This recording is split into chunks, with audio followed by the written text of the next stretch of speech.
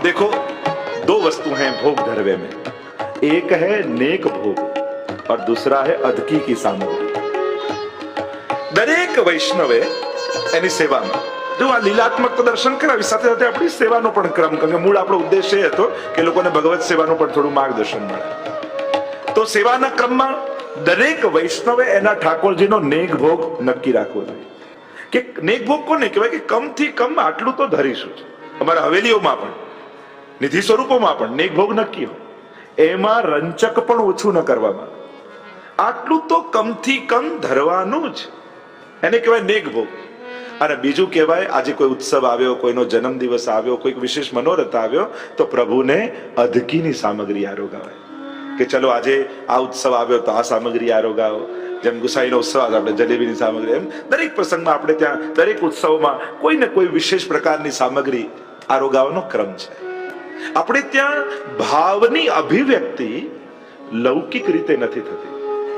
ત્રણ માધ્યમ ગુસાઈજી આપણને આપ્યા છે આપણા ભાવને પ્રભુ આગળ અભિવ્યક્ત કરવાનું, અને એ છે રાગ, ભોગ અને શ્રૃંગાર. કારણ કે પ્રભુ પરમ અલૌકિક છે. એ લૌકિક સમજતા નથી, લૌકિક સાંભળતા. મનુતે નૈવ લૌकिकम, हमारे ठाकुर जी लौकिक नहीं है. और लौकिक नहीं है इसलिए वो लौकिक समझते नहीं है, लौकिक सुनते नहीं है और लौकिक जानते नहीं. ऐसे हमारे ठाकुर जी. और इसलिए परम अलौकिक એવા ઠાકોરજીને પોતાના ભાવની વાત કરવા માટે અલૌકિક માધ્યમનો આશ્રય કરવો પડે છે.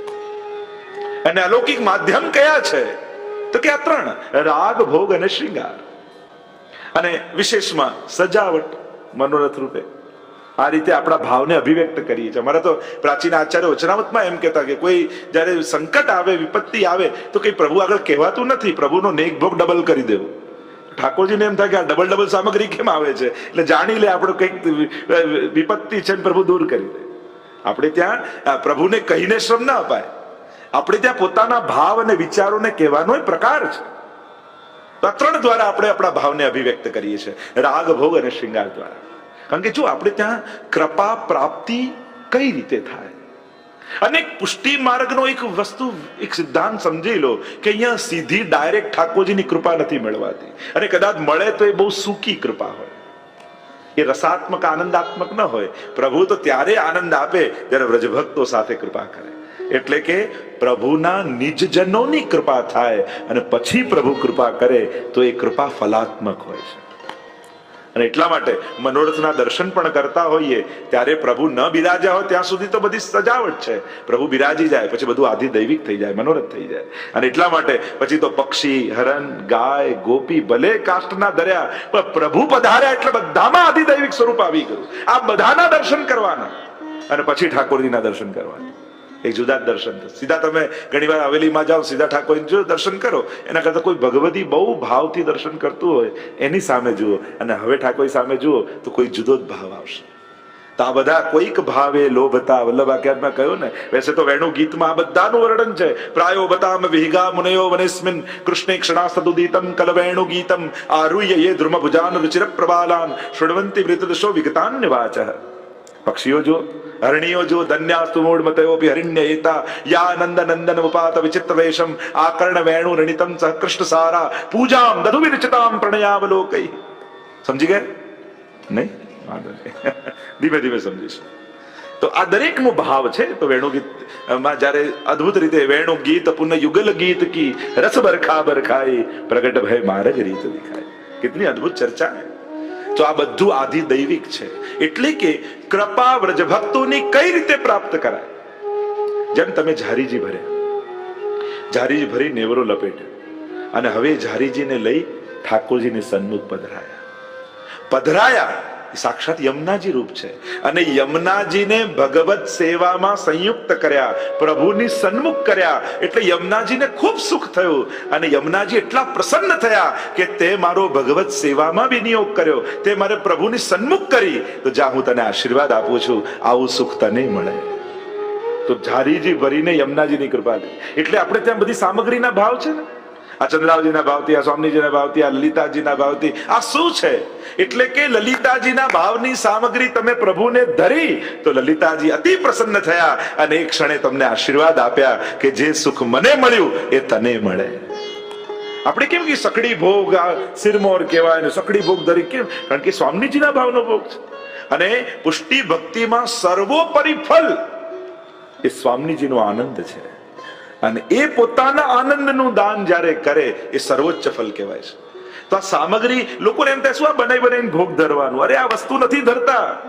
તમે એ લીલાત્મક વ્રજભક્તોને પ્રભુની અંગીકાર કરો છો સેવામાં અને એમની કૃપાને પ્રાપ્ત કરો છો એ સામગ્રી ધરીને. એટલે આ વ્રજભક્તોની કૃપા પ્રાપ્તિનો પ્રકાર છે. આપણે ત્યાં આમ રાગ, ભોગ અને શૃંગાર ત્રણેયનું માધ્યમ છે. તો આ પ્રકાર કૃપા પ્રાપ્તિ, જેમ તમે પુષ્પની માળા સિદ્ધ કરી અને વ્રજભક્તોનું સ્વરૂપ છે અને એ લઈને ઠાકોરજીના શ્રીકંઠમાં ધરી અને વ્રજભક્તો એટલા પ્રસન્ન થઈ ગયા તે અમારો ભગવત સંબંધ કરાવ્યો, જ્યાં તને આશીર્વાદ આપીએ છે અમારા જેવું સુખ તને મળે. આમ તમે એ જીવોના ભાવાત્મક જે સ્વરૂપો છે એમને ભગવત સેવામાં વિનિયોગ કરી એમની કૃપાના તમે અધિકારી બનો છો. આપણા ભાવની અભિવ્યક્તિનો પ્રકાર છે. તો અલૌકિક એવા પ્રભુને લૌકિક રીતે રીઝવી શકાતા નથી. એટલે રાગ, ભોગ અને શૃંગાર દ્વારા આપણે આપણા ભાવને અભિવ્યક્ત કરીએ. અને એટલા માટે આજે આ શૃંગાર, આજે આવો ક્રમ, ત્રણેય વસ્તુમાં હમણાં એનો વિસ્તારમાં નહીં જવું, પણ રાગનો એવો રીતે કીર્તન સાહિત્યનો ક્રમ છે, ભોગનો જેવો ક્રમ છે એવો શૃંગારનો ક્રમ છે. કારણ કે ઉત્સવમાં બધું જ એક પ્રાસમાં, એક જ રસમાં આવવું જોઈએ. કે જેવો લીલાત્મક સજાવટ હોય, જેનો મનોરથ કર્યો હોય એવા જ શૃંગાર ધરવા જોઈએ. કર્યો હોય પલ્લાનો, એમાં મુકુટ કાચની ધરાવો તો રસાભાસ થઈ જાય. અમે જે મનોરથ કર્યો હોય તદ ભાવરૂપ શૃંગાર, તદ ભાવરૂપ સામગ્રી, એવા જ કીર્તન અને એવી જ સજાવટ, આ ચારે એક રસમાં આવે ત્યારે તમારો મનોરથ આધિદૈવિક બને. અને એટલા માટે આ વિવેક ઘણી વાર અત્યારે શું થાય છે, કઈ પણ હોય આપણા ઘરમાં જે પડ્યું હોય બધું ગોઠવી દઈએ. અષ્ટસખા હોય, ગોપીઓ હોય, ગાયો હોય, ગોવાલ હોય, ઘણા તો રોજ બધું ગોઠવીને રાખે. તો પુષ્ટિ માર્ગી ક્રમમાં રોજ બધું નથી આવતું. તમે ખંડપાઠ આદિ ધરો તો એમાં ગાય આદિ કિલોના આદિ ધરો, બાકી જે સજાવટનું હોય છે રોજ નથી આવતું. અને કઈ સજાવટમાં ગોપો આવે, કઈ સજાવટમાં ગાયો આવે ન આવે, શેમાં ખાલી ગોપીઓ આવે, આનો પણ વિવેક છે. દરેક મનોરથનો એક રસ છે અને રસ અનુસાર એની સજાવટ થાય. તો અહીંયા ગોપીજનો કેવા છે તો કે નેગ ભોગ એનું પહેલા વર્ણન કરતા કહ્યું, માખન મિશ્રી દયો મલાઈ ઓટ્યો દૂધ કપૂર મિલાઈ. આટલી વસ્તુ નિત્ય પ્રભુને આવે છે મંગળામાં, એટલે એ તૈયાર કરી. પણ આજે કયો મનોરથ છે, આજે કયો દિવસ છે, એ વિચાર કરી ગોપીજનોએ કંઈક વિશેષ સિદ્ધ કર્યું છે. એનું વર્ણન કરતા હરિરાય મહાપ્રભુજી કહે તો નેકભોગનું વર્ણન કર્યું, માખન મિશ્રી દયો મલાઈ ઓટ્યો દૂધ કપૂર મિલાઈ. એ નેકભોગ આવે. હવે જે ઉત્સવ છે આજનો તો કછુક મનોરથ કે પકવાન હાર સંજોવતી સુંદર. બે વસ્તુ બતાવી, એક તો અદકીની સામગ્રી અને બીજું એની સજાવટ. જો ધરવાનો પણ પ્રકાર છે. ઘણા લોકો સૂકા મેવાનો એવી ખીચડી કરીને ધરે કે અડધો કલાક તો ઠાકોરજીને છૂટો પાડવામાં જ થઈ જાય. એમાં તો સરાવન ટાઈમ થઈ જાય કે આમાં કાજુ ક્યાં, કિસમિસ ક્યાં, મિશ્રી ક્યાં. આપણે ત્યાં સજાવટ, દરેક વસ્તુને ઉત્તમ રીતે ધરવાનો પ્રકાર પુષ્ટિ માર્ગનો છે. એ રીતે ધરવું કે પ્રભુને આરોગવાની ઈચ્છા થાય. તમે ક્યાં કોઈના ઘરે ગયા હો, થાળી લો જમો, ઈચ્છા થાય, તમે કોઈ ભૂખ નથી, ભલે બળેલું કાચું બનાવ્યું હોય પણ કર્મ અનુહાર લીવાવે પ્રેમપૂર્વક, ના આટલું લો, તમને બહુ આનંદ આવશે. તમારી ભાવતી વસ્તુ આમ ઉમળકો કરી કે તમને એમ થાય કે ભલે બળેલું લાવો, એક કટકો તો લઈ જ લો. તો આરોગ, જેમ જો બનાવવું, ધરાવવું અને આરોગાવવું, આ ત્રણેયનો આપણે ત્યાં પ્રકાર છે. સૌથી પહેલા તો સિદ્ધ કઈ રીતે કરવું એનો એક પ્રકાર, એનો એક વિવેક, એનો એક વ્યવહારિક વિવેક સિદ્ધ કરવાનો. પણ આપણે ત્યાં જે દૂધગર, અંચકડી, સકડી આદિના પ્રકારો છે, એટલે એકબીજાના હાથ નથી લગાવવા, આખી જે પ્રકાર બતાવ્યો છે એમાં પણ હમણાં ઊંડાણમાં નહીં જવું. પણ સિદ્ધ કરવાનો પ્રકાર, પછી સજાવવાનો ને ધરવાનો પ્રકાર. દૂધગર કઈ બાજુ આવે, અંચકડી કઈ બાજુ આવે, સકડી કઈ રીતે આવે, થાળ કઈ રીતે સજાવાય, કોર કઈ રીતે સનાય, પછી પ્રભુને આરોગાવાનો પ્રકાર કે કવી રીતે પ્રભુને કર્મ અનુહાર કાની આપી અને કઈ રીતે ઠાકોરજીને વિનંતી કરાય, એનો પણ એક પ્રકાર. એટલે આ ત્રણ સ્ટેપ યાદ રાખવાના. આ વિવેક છે. શાસ્ત્ર મહાપ્રભુજી સુબોધમાં એક જગ્યાએ આજ્ઞા કરે છે, બનાવનાર સેવ પીરસવા આવે તે પણ ઉત્તમ પક્ષ નથી. આપણે ત્યાં આખો એક પક્ષ છે એનો આખો એક વ્યવહારિક પક્ષ છે આપણે ત્યાં બતાવવામાં આવ્યો. તો અહીંયા કછુક મનોરથ કે પકવાન થાર સંજોવતી સુંદરવાન, કંઈક વિશેષ મનોરથની સામગ્રી. જો તમને ભલે મિશ્રીની આજ્ઞા હોય પણ ઉત્સવ આવે તો એ મિશ્રીને કેસરવાળી કરી શકાય, એને ખીલોના કરીને ધરી શકાય, ભલે મિશ્રીની આજ્ઞા છે, પણ જેને ઉત્તમતાથી કરવું જ છે અને ઉત્સવ આવે તો ઠાકોરજીની દ્રષ્ટિ પહેલા ક્યાં જાય? નેક ભોગમાં કે કછુક મનોરથ કે ભગવાન? તો બધા જાણો છો, શું કરો બોલાવડાવો છો મારી પાસે? પ્રભુને એમ થાય કે નવું શું છે? નેક ભોગ તો ખબર છે કે શું આવવાનું છે. તો મર્યાદા માર્ગનો પેલો થાળ ગાય ને, આ છે ના છે ના છે ના છે, થાળ ગાય, ધરે નહીં પણ ગાય. ટેરો ખોલે ખબર પડે એ જૂની જાણીતી મિશ્રી પડી હોય, ખાલી ખાવામાં જ હોય, પણ વૈષ્ણવ તો બનાવીને ધરે. એટલે ઠાકોરજીનું પહેલું ધ્યાન, પહેલો હાથ જાય આજે નવી કઈ સામગ્રી છે. અને એટલા માટે નૂતન સામગ્રી હોય ને એ રીતે ધરવી કે પ્રભુ પહેલા એને લઈ શકે, પ્રભુનો પહેલા હાથ ત્યાં જાય.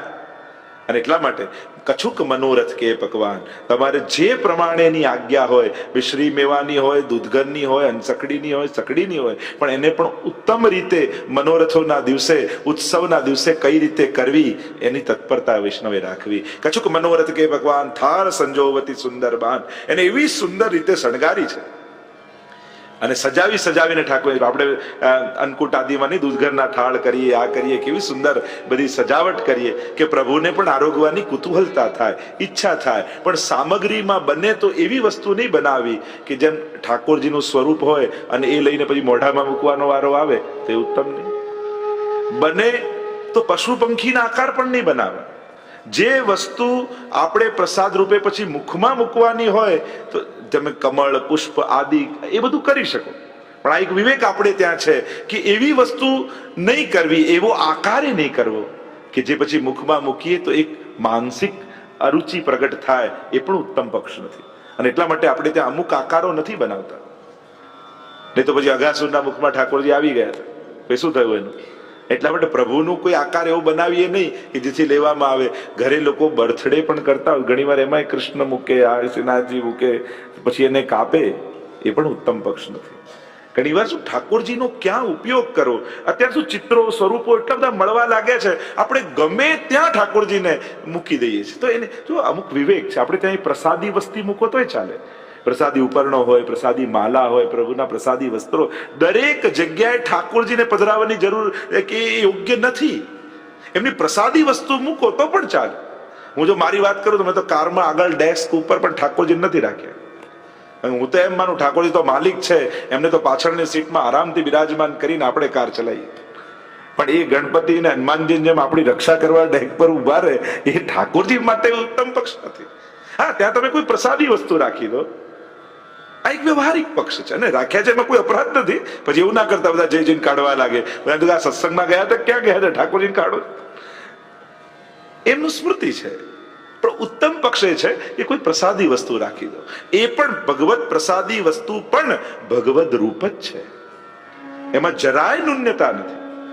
કારણ કે મર્યાદા માર્ગમાં સ્વીકાર છે, અહીંયા તો અંગીકાર છે. અંગરૂપ બનાવીને ઠાકોરજી પાછું આપે છે. એટલે જે વસ્તુ પ્રભુ અંગરૂપ કરીને આપે એ ભગવદ રૂપ છે. અને એટલા માટે એનો પણ એ જ સામર્થ્ય છે જેટલું ઠાકોરજીમાં સામર્થ્ય છે. તો આ વિવેક રાખો. તો થાર સંજોવતી સુંદર બાન, સુંદર રીતે સજાવી અને ઠાકોરજીને ધરવું. અને આગળ વર્ણન કરતા શ્રી હરિરાય મહાપ્રભુજી કહે, देखो यहाँ गोपियां हमको सब विवेक सिखा रही हैं. પુષ્ટિ માર્ગને સમજો સાવ સહેલી વાત. આ સંજોગમાં એક ગોપી શું કરે એવું વિચારી લો એટલે વૈષ્ણવ કર્તવ્ય આવી. હું તો હંમેશા એમ માનું કે આપણા લૌકિક પ્રશ્નોના ઉકેલ પણ વ્યક્તિ બનીને નહીં કાઢવા, વૈષ્ણવ બનીને કાઢવા, તો જલ્દી શાંતિ જીવનમાં આવશે. કોઈ વ્યક્તિ બનીને ઉકેલ કાઢવા જશો ને તો વધારે ગૂંચવાઈ જશો. પણ આ સમય એક વૈષ્ણવ શું કરે એ રીતે વિચારશો ને તુરંત શાંતિ થઈ જશે સંસારમાં. એમ આ પુષ્ટિ માર્ગને સમજવા માટે સીધી વાત, એક ગોપી શું કરે, બસ આટલું વિચારી લો એટલે તમને સિદ્ધાંત સહજ થઈ જશે. કારણ કે સેવા રીત પ્રીત વ્રજજન કી જનહિત જગ પ્રગટાઈ, પ્રગટ ભય માર્ગ રીત દિખાઈ. श्री महाप्रभु जी ने रीत और प्रीत दोनों व्रजजन की दी है, इसलिए दोनों की महत्ता है. એક આપણે ત્યાં એક સૌથી મોટી વાત, એક્સક્યુઝ એક સૌથી સારો એ ચાલે, પ્રભુ તો ભાવના ભૂખ્યા, બીજું કાંઈ ના આવડે તો ચાલે. આમ કઈ અને આપણે બધું મૂકી દઈએ, એ પણ ઉત્તમ પક્ષ નથી. આ પોતાની જાતને છેતરવાની વાત. આ બે લોજિક બહુ ચાલે. એક તો ભાવના ભૂખ્યા, અને બીજું મારું દિલ ચોખ્ખું છે, મારે સેવા કરવાની શું જરૂર છે, હું કોઈને હેરાન નથી કરતો, કોઈનું બગાડતો નથી, કોઈનું કંઈ કરતો નથી, મારે સેવા કરવાની ક્યાં જરૂર છે. અરે તું કે છે દિલ ચોખ્ખું, પાડોશીને પૂછ તો ખબર પડે. દુનિયામાં બધાને પોતાનું દિલ ચોખ્ખું જ લાગતું હોય, પણ ભગવાનની નજીક જવાની ઈચ્છા નથી થતી ત્યાં સુધી માનજે કે હજી દિલ ચોખ્ખું નથી થયું. કારણ કે પ્રભુ પાસે જવાની ઈચ્છા નથી થતી, એ જ પ્રમાણ સૌથી મોટું છે કે હજી અંતઃકરણમાં કોઈક મલિનતા છે. કેમ? મારો આત્મા પરમાત્મા તરફ ખેંચાતો નથી. કયા પ્રતિબંધો, કયા વિક્ષેપો હજી છે કે હજી આત્માને મેં રોકી રાખ્યો છે? એ કેમ ગતિ કરતો નથી કે જે વેદની આજ્ઞા છે, યો યદં સતતમ ભજે. આ સહજ વૃત્તિ છે, આ પ્રવૃત્તિ નથી, વૃત્તિ છે. સેવા એ વૈષ્ણવની પ્રવૃત્તિનું નામ નથી, એ વૈષ્ણવી વૃત્તિનું નામ છે. પ્રવૃત્તિમાં તો થાકી જશો, જલ્દી થાકી જશો, કારણ કે એક્ટિવિટી માનશો ને તો થાકી જશો, પણ એ તમારી વૃત્તિ બની જશે ને, તમારો સ્વભાવ બની જશે, પછી તો વધારે ને વધારે કરવાની ઈચ્છા થશે, પછી તો આનંદ અધિક ને અધિક થઈ જશે. કે જ્યારે સ્વભાવ વૃત્તિ બની જાય, પ્રવૃત્તિ થકવી દે, પણ વૃત્તિ જ્યારે પ્રમાણેનું કાર્ય કરીએ તો એ આનંદ બનેલું રહે. અને એટલા માટે સેવાને પ્રવૃત્તિ ન માનતા, ભગવાને તમને પ્રગટ જ એના માટે કર્યા છે. તમારી કોઈ સમય બચે છે એટલે કરવાની કોઈ એક્ટિવિટી સેવા નથી. તમારી સેવા એ વૃત્તિ છે, વૈષ્ણવનો એ સ્વભાવ છે. એ સેવા કર્યા વગર રહી જ શકતો નથી, નેચર છે.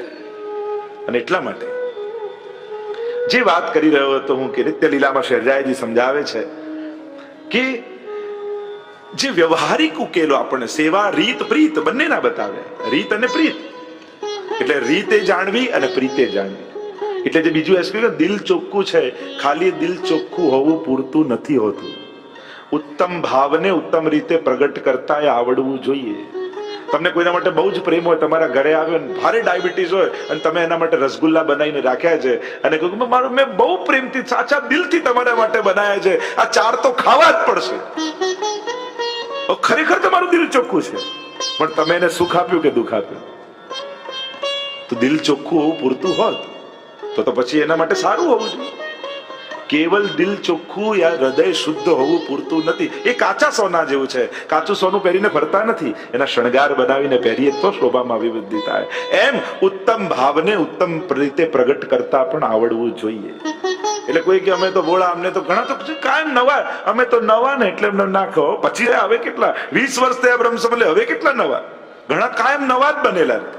જયારે જાવ અમે તો નવા, અમને તો ખબર ના પડે. પણ નવા ક્યાં સુધી માનવા? કેમ ખબર ના પડે? આ કોઈ રોકેટ સાયન્સ છે કે ના સમજમાં આવે? તમે ડોક્ટર બની જાઓ, એન્જિનિયર બની જાઓ, સીએ બની, કેટલું અઘરું અઘરું પડે. આ તો સહજ છે. એકવાર ગોપીએ બનીને જુઓ, બધું સમજાઈ જશે. સેવા રીત પ્રીત વ્રજજન કી. પ્રીત અને પ્રીત બંને મહત્વની છે. એટલે પ્રેમ મહત્વનો, એ રીતે રીત પણ મહત્વની, કારણ કે આ વ્રજ ભક્તોની રીત છે. કારણ કે મનનો ભરોસો નથી, આજે લાગે ને કાલે નાય લાગે, પણ રીત પકડી રાખી છે ને તો ઠાકોરજીને એ રીતને કારણે એવું સુખ મળે કે કોઈ વ્રજ ભક્ત લાલ લડાવી રહ્યો. અને તમારી રીત કરવા જશો તો પછી તમારો જવાબદારી સુખની છે. વ્રજ ભક્તોની રીત કરો ત્યાં તમે ગૌણ હોય છો, અને એ રીત શ્રી વલ્લભે બતાવેલી આ વ્રજ ભક્તોની રીત છે. હવે તમે નિત્ય લીલામાં રીતની વાત નીકળી તો બીજો પોઈન્ટ કહી દઉં. ઘણી એવી રીત આમાં જે નંદાલયમાં ચાલતી હતી એનું વર્ણન છે, અને વલ્લભના ઘરમાં આમાં ચાલતી ઘણી રીતોમાં ફેર છે. અને એટલા માટે જ કદાચ ઠાકોરજીએ કહ્યું હશે કે ભોગ શૃંગાર યશોદા મૈયા શ્રી વિઠ્ઠલનાથ કે યા રહ્યો મોહે શ્રી વલ્લભ ગ્રહ ભાવ. કારણ કે નંદાલયમાં પણ જે સૂક્ષ્મ શ્રમ ઠાકોરજીને પડતા હતા એ મહાપ્રભુજી સેવા ક્રમમાંથી કાઢી. તમે હવે કડવો તેલ તરી રાખ્યો, મિરચન કે શાક, આ બધું ઘણી વાર આપણે સેવા ક્રમમાં નથી આવતું, પણ આમાં છે. યા કીર્તન સાહિત્યમાં જો ધરી અંગીઠી સુખદાયી રુચિ તો સૈયા મંદિરમાં ક્યાં અંગીઠી ધરે? તો ઘણા ક્રમો એવા છે જે કીર્તન સાહિત્યમાં છે, આમાં છે. ફૂલન કી ગાદી ફૂલન કે તકી આદિ છે. માધવ ભટ્ટ કાશ્મીરી કરવા ગયા, સોઈ રહી ગઈ, પ્રભુને વાગી તો તીર ખાવું પડે.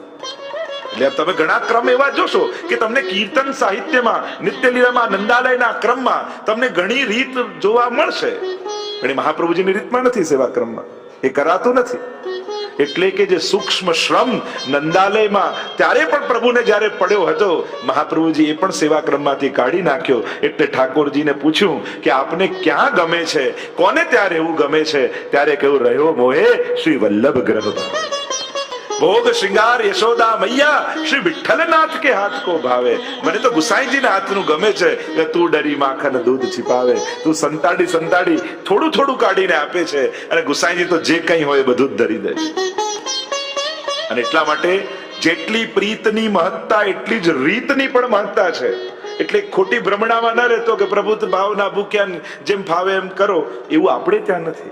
આપણે ત્યાં રીત અને પ્રીત બંનેની સમાન મહત્તા છે. અને એટલા માટે અને ભગવત શાસ્ત્રમાં પણ, ભગવદ ગીતામાં પણ ભગવાન કહે, ય શાસ્ત્ર વિધિમુત્સૃજ્ય વર્તતે કામકારત ન સિદ્ધિ વાપનોતિ ન સુખમ ન પરામ ગતિમ. શાસ્ત્ર વિધિને છોડી મનોકલ્પિત રીતે જે કંઈ પણ કરે છે, નથી સુખ મળતું, નથી પરમ ગતિ મળતી, એમ સ્વયં ભગવાનના ભગવદ ગીતામાં વચન છે. અને એટલા માટે રીત અને પ્રીત ભલે થોડું કરો, પણ મહાપ્રભુજીની રીત. અહીંયા હરિરાય મહાપ્રભુજી આપણને બંને સમજાવશે. બ્રજ ભક્તોની પ્રીત પણ સમજાવશે અને રીત પણ સમજાવશે.